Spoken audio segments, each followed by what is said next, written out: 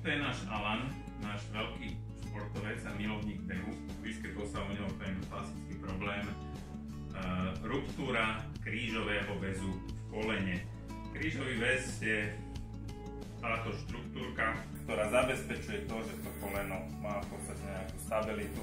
Jeho pretrhnutie potom spôsobí v prvom rade prudkú bolesť a sekundárne v prípade, že nie je liečené, dôjde k rozvoju artrózy, artrotické degenerácie, chronickej bolestivosti v kolene, ktorá v podstate znemožní že pohyb, ale určite športový, atletický, výkonnostný pohyb.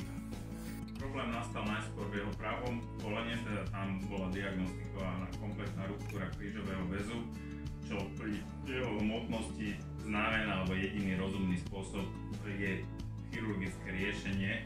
Existujú v zásade dva druhy riešenia, buď sa použije tzv. Laterálna sutúra, čiže v podstate sa nahradí ten väz. Výhodou tejto metodiky je hlavne nižšia invazívnosť a v prípade nejakých pooperačných komplikácií nezvyknú nastávať nejaké debilizujúce komplikácie. Preto my sme sa rozhodli ísť do radšej toho menšieho rizika. Zoperovali sme koleno metodikou laterálnej sutúry, ale keďže sme vedeli, že toto nemusí byť dostatočné a trvalé riešenie, v tom čase už sme začali trošku pracovať s kmeňovými bunkami, tak dodatočne,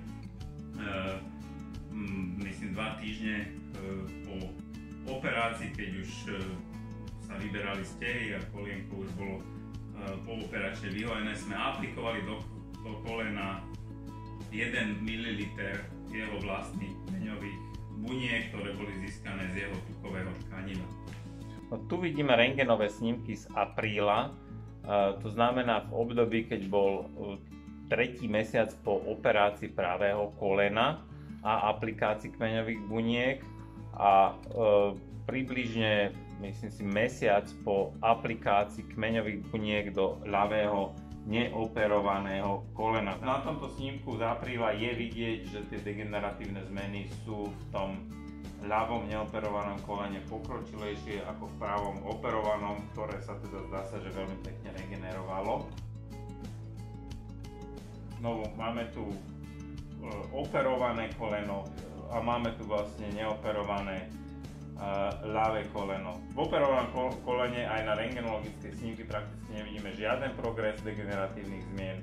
Na tom neoperovanom ľavom kolene je mierny nárast, nejaký exostos, čo je dané asi tým, že predsa len tá stabilita kolena nie je stále optimálna, ale čo je dôležité je, a to je známe aj z humánej medicíny, že po aplikácii tých kmeňových buniek do vlastne tých krvných priestorov klinický obraz je výrazne lepší ako ten, ktorý sme my videli v tom apríli. To znamená, Alan bez problémov proste aj na tú ľavú neoperovanú nohu, napriek tomu, že vyzerá ten rentgenologický snímok tak, ako vyzerá, vidíme tam proste niektoré tie exostózy, osteofity, veľmi dobre chodí, nemá problému používať, nekrýva, beha.